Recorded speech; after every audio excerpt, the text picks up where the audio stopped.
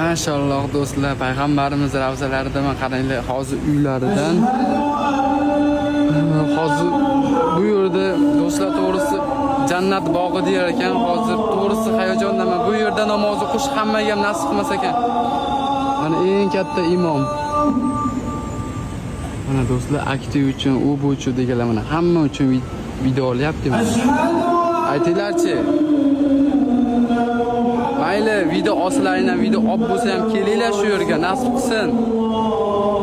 Hammani nomiga salom aytaman do'stlar. Elimda Jabroil, arshni so'ragin, bunga mehmon bo'lgani Rasululloh keladi.